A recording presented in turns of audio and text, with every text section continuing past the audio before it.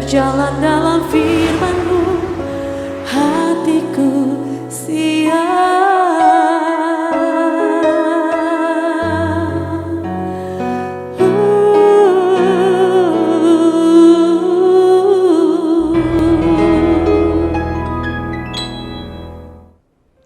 Salam God Lover yang dikasihi oleh Tuhan Yesus, senang boleh kembali berjumpa dengan saudara semua dalam program Rise and God malam hari ini bersama Diaspora TV. Setelah melewati berbagai kesibukan sepanjang hari ini, mungkin ada situasi yang membuat jiwa saudara menjadi letih lesu dan berbeban berat. Jangan menyerah, sebab Tuhan mengundang kita semua untuk mengalami kelegaan. Ini yang dikatakan Tuhan kepada kita. Marilah kepadaku semua yang letih lesu dan berbeban berat, aku akan memberi kelegaan kepadamu. Puji Tuhan, undangan yang luar biasa, janji Tuhan yang luar biasa. Mari kita meresponinya dengan iman, kita datang kepada Dia membawa semua beban berat kita kepadanya dalam doa. Kita bersatu dalam doa.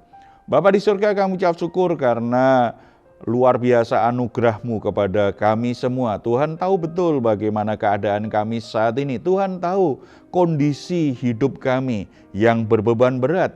Tuhan tahu keadaan jiwa kami yang letih lesu. Tuhan tahu tidak semua hal dalam hidup kami berjalan dengan lancar. Tuhan ingin kami tidak tertekan, Tuhan ingin kami tidak berbeban berat. Tuhan ingin mengangkat beban itu dan memberi kelegaan kepada kami.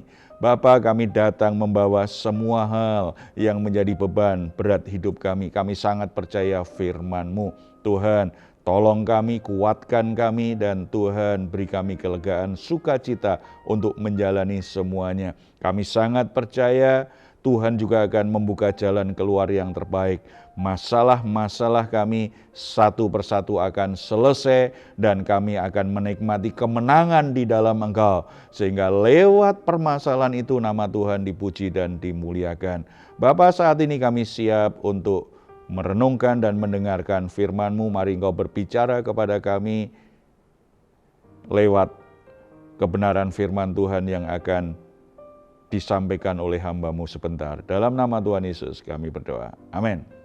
Saudara-saudara, kita pasti pernah mendengar peribahasa yang mengatakan air susu dibalas dengan air tuba. Maksudnya kebaikan orang itu dibalas dengan kejahatan. Atau bahkan kita pernah jadi korban. Bagaimana kita sudah berbuat yang baik, kita sudah perhatian, kita menolong seseorang, tetapi bukannya dia berterima kasih, dia justru memfitnah kita. Dia lakukan sesuatu yang jahat kepada kita. Kita mungkin pernah alami itu. Saat ini kita akan merenungkan bahwa sadar atau tidak, seringkali kita sebagai anak-anak Allah juga bersikap seperti itu. Tidak ada yang kurang, Tuhan selalu membela kita, Tuhan selalu menolong kita, Tuhan selalu memberkati kita. Tetapi sadar atau tidak, kadang-kadang kita tidak membalas kebaikan Tuhan dengan kebaikan, tetapi kita justru membalasnya dengan hal-hal yang mendukakan hati Tuhan. Ada begitu banyak orang semakin diberkati Tuhan justru semakin jauh dari Tuhan. Semakin dibela Tuhan, semakin diangkat oleh Tuhan, tetapi hatinya justru semakin jauh dari Tuhan. Atau bahkan meninggalkan Tuhan. Ada begitu banyak orang bersikap seperti ini. Kita akan renungkan firman Tuhan tentang hal ini dan bagaimana seharusnya sikap yang benar dalam menanggapi kebaikan Tuhan. Kita akan membuka Alkitab kita. 1 Samuel pasal 10 ayat 17 sampai 27. Kita akan baca ayat 17 dan 18. Kemudian Samuel mengerahkan bangsa itu ke hadapan Tuhan di Mizpa, dan ia berkata kepada orang Israel itu, "Beginilah firman Tuhan, Allah Israel, aku telah menuntun orang Israel keluar dari Mesir dan telah melepaskan kamu dari tangan orang Mesir dan dari tangan segala kerajaan yang menindas kamu." 19. Tetapi sekarang kamu menolak Allahmu yang menyelamatkan kamu dari segala malapetaka dan kesusahanmu dengan berkata, "Tidak, angkatlah seorang raja atas kami, maka sebab itu berdirilah kamu di hadapan Tuhan menurut sukumu dan menurut kaummu." Saudara-saudara, Ini yang terjadi dengan orang Israel. Tuhan sudah membebaskan mereka dari perbudakan di Mesir, memberi tanah pusaka, tanah perjanjian, dan mereka semua punya wilayah yang sangat baik sekali. Tuhan ingin menjadi raja atas hidup mereka. Makanya orang Israel tidak punya raja karena Tuhan yang memimpin langsung.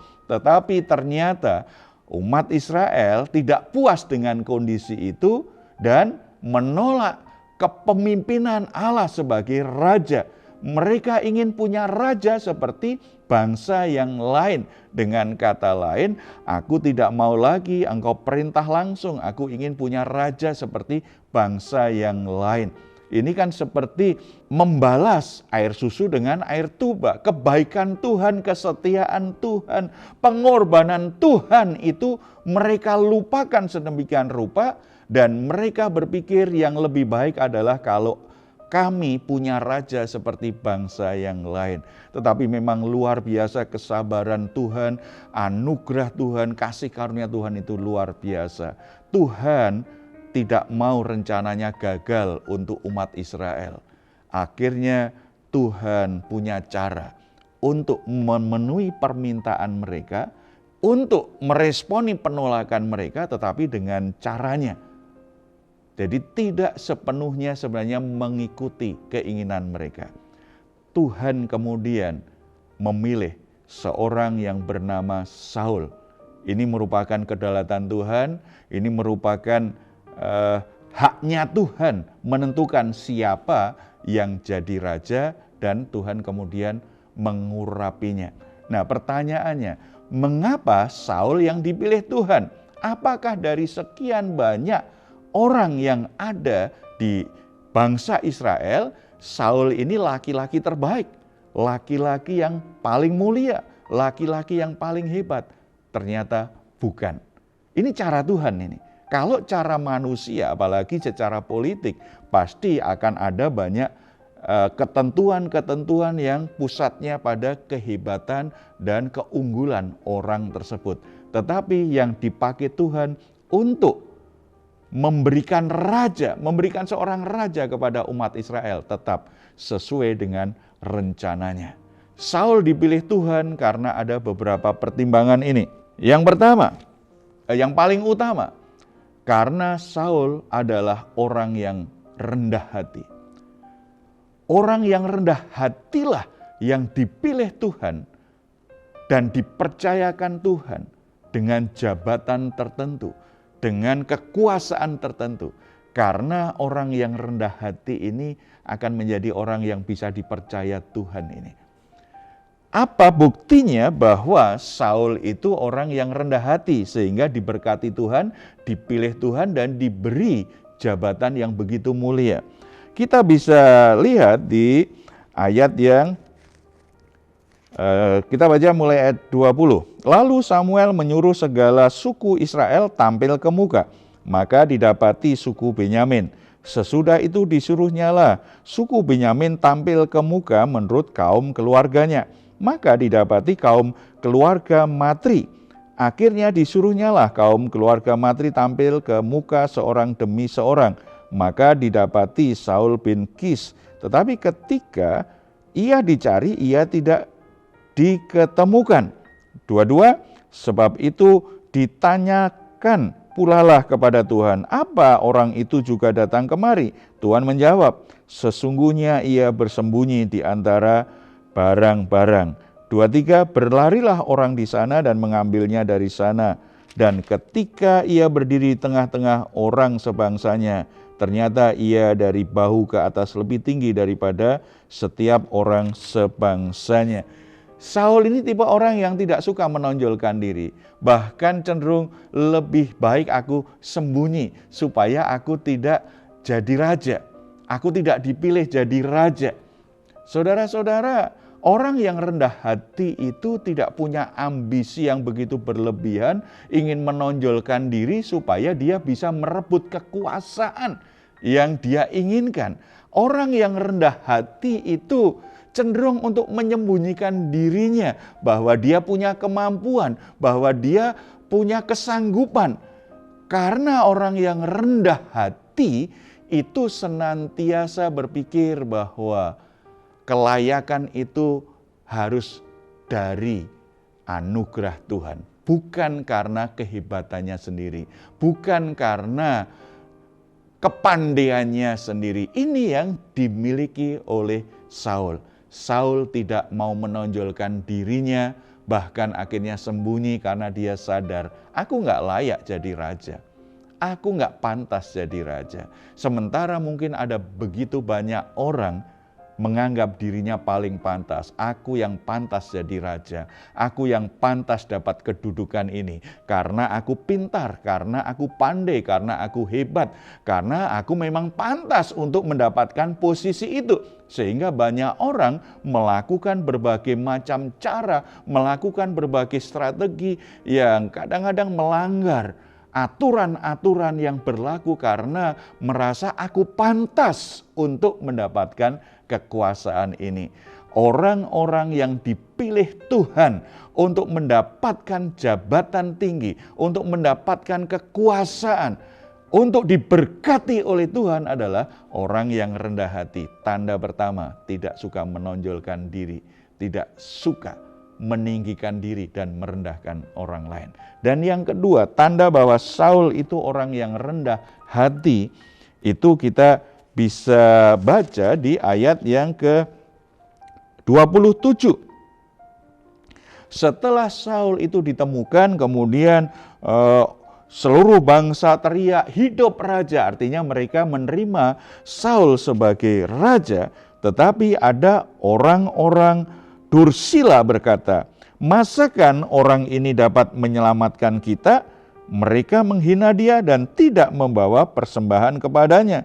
Tetapi ia pura-pura tuli. Berarti Saul ini tipe orang yang lembut hati. Orang yang rendah hati itu ketika ada orang yang menghina, ketika ada orang yang merendahkan, ketika ada orang yang melawan dia. Dia tidak akan bela mati-matian dirinya karena bagi dia kekuasaan harus dilindungi, kekuasaan harus dipertahankan. Tidak, dia pura-pura tuli. Artinya dia tidak mau terlalu mendengarkan orang-orang yang tidak suka dan menolak dia itu. Karena dia tahu memang tidak semua orang pasti bisa terima dia sebagai raja. Tidak semua orang setuju dengan dia. Tidak semua orang itu cocok dengan dia. Dan tidak semua orang juga mendukung dia.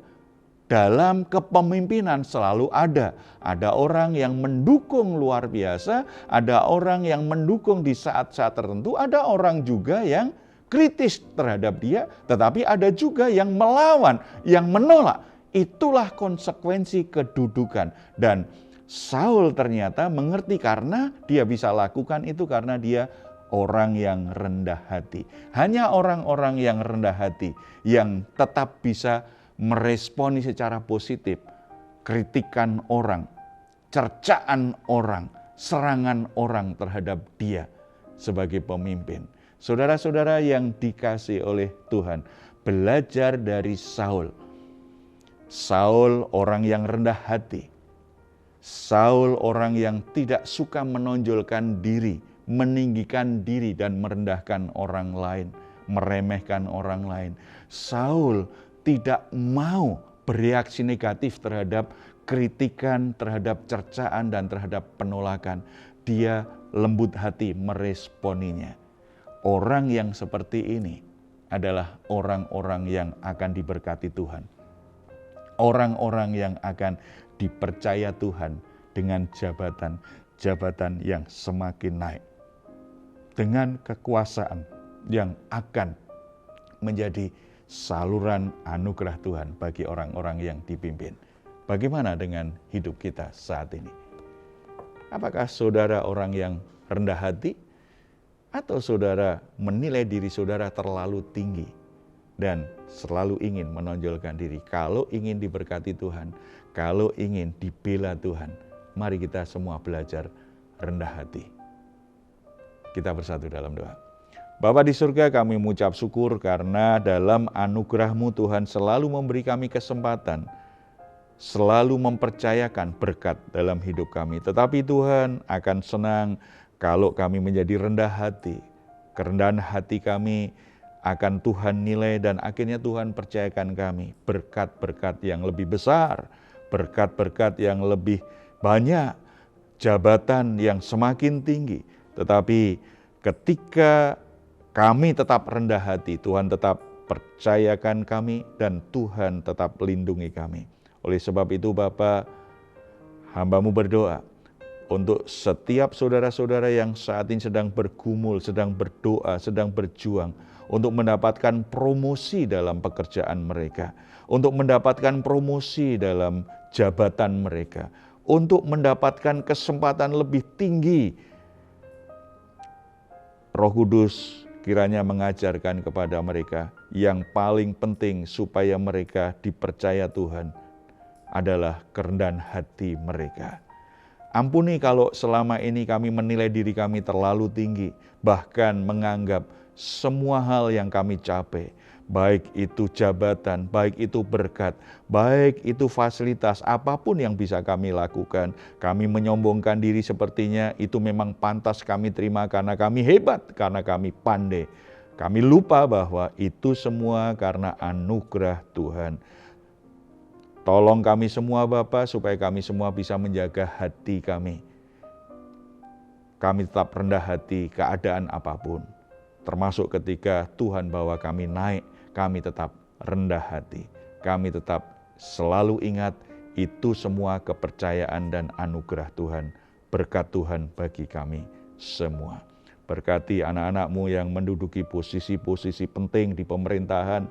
Anak-anak-Mu yang menduduki posisi-posisi bagus di perusahaannya. Anak-anak-Mu yang Tuhan percaya untuk memimpin jemaat, memimpin pelayanan. Demikian juga untuk suami istri yang Tuhan percayakan dengan keturunan. Biarlah semuanya tetap memimpin dalam kerendahan hati di hadapan Tuhan. Sehingga berkat Tuhan selalu mengalir melalui kehidupan anak-anak-Mu semua. Terpuji nama-Mu Bapa, dalam nama Tuhan Yesus kami berdoa. Amin. Jika saat ini saudara atau keluarga sedang mengalami pergumulan dan membutuhkan doa, di layar saudara ada nomor telepon yang bisa saudara hubungi. Tim doa kami akan mendukung saudara di dalam doa.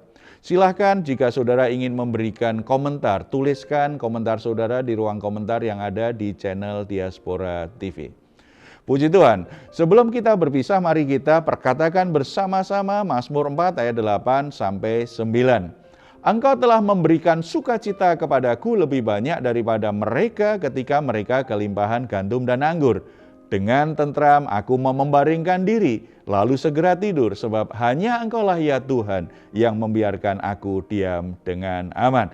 Puji Tuhan, selamat beristirahat, doa saya senantiasa kiranya saudara semua mengalami rest in God di dalam Tuhan Yesus Kristus. Tuhan memberkati kita semuanya. Salam.